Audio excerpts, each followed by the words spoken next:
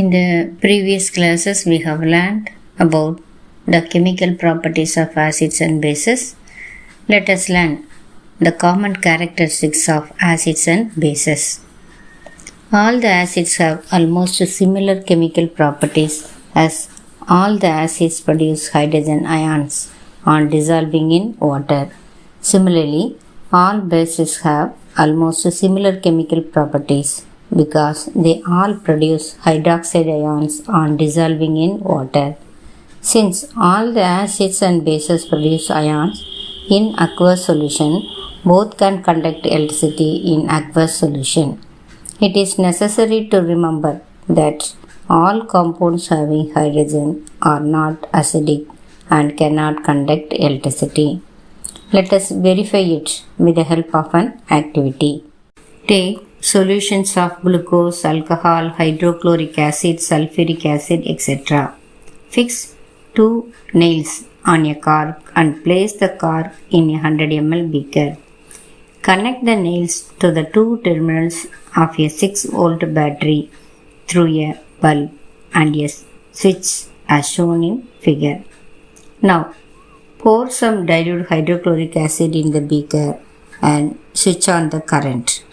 Repeat with dilute sulfuric acid. What do you observe? Repeat the experiment separately with glucose and alcohol solutions. What do you observe now? Does the bulb glow in all the cases? Observation. We find that bulb glows when the current is completed through the acid, that is dilute hydrochloric acid and sulfuric acid, and does not glow when circuit is completed through the glucose and alcohol. The electric current can pass through acidic solution as the acids give ions in water which conduct electric current. But the compounds like glucose and alcohol cannot conduct the electricity as these cannot be ionized to give ions in aqueous solution. HCl plus H2O gives H3O plus Cl minus. H3O plus is called hydronium ion. Therefore, acids are called electrolytes. From the above activity, we come to conclusion that acids are good conductors of electricity due to their ionization into hydrogen ions which combine with water to form hydronium ions.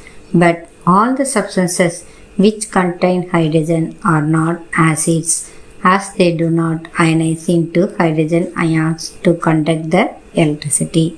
Similarly, we can prove that bases like sodium hydroxide, potassium hydroxide, etc. also conduct electricity, but the reason for conduction of electricity by bases are not H plus ions but OH minus ions. Activity 2.9. Take about 1 gram solid NaCl in a clean and dry test tube and set up the apparatus as shown. Add some concentrated sulfuric acid to the test tube. What do you observe? Is there a gas coming out of the delivery tube? Test the gas evolved successively with dry and wet blue litmus paper. In which case does the litmus paper change color? On the basis of the above activity, what do you infer about the acidic character of first one dry HCl gas, second HCl solution? We observe that HCl gas is evolved during the reaction.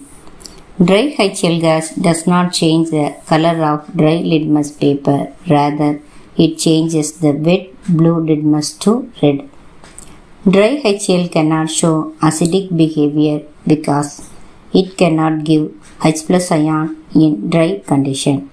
But when HCl gas comes in contact of moist blue litmus paper, then the color of litmus paper changes from blue to red because HCl gas ionizes to give H plus ions in aqueous medium. HCl dry, no ions. HCl plus H2O gives H3O plus Cl minus ionization of HCl in water. Hydrogen ions cannot exist alone, but they exist after combining with water molecules. Thus, hydrogen ions must always be shown as H plus aqueous or hydronium ion H3O plus. Equation H plus H2O gives H3O plus. From the above activity, we come to conclusion that dry HCl gas does not ionize to give H plus ions, so it cannot show acidic behavior. We have seen that acids give H3O plus or H plus aqueous ion in water. Let us look at what happens when a base is dissolved in water. NaOH, when dissolved in water, gives Na plus OH minus. Here the OH minus ions are produced. Similarly, KOH when dissolved in water gives K plus OH minus ions. And MgOH twice when dissolved in water gives Mg2 plus 2OH minus. Bases generate hydroxide, that is OH minus ions in water.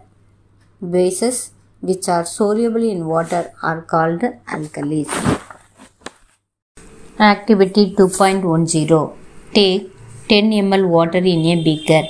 Add a few drops of concentrated sulfuric acid to it and rotate in a circular manner slowly the beaker. Then touch the base of the beaker. Is there a change in temperature? Is this an exothermic or endothermic process? Repeat the above activity with sodium hydroxide pellets and record your observations. We observe that both the concentrated sulfuric acid and sodium hydroxide pellets released heat when they are mixed separately in water. The heat released is responsible for the rise of temperature of water. From that, we come to conclusion that the dissolution of concentrated sulfuric acid and sodium hydroxide pellets in water is the example of exothermic reaction. The heat releases due to the formation of new bonds. Care must be taken while mixing concentrated nitric acid or sulfuric acid with water. The acid must always be added slowly to water with constant stirring. If water is added to a concentrated acid, the heat generated may cause the mixture to splash out and cause burns. The glass container may also break due to excessive local heating.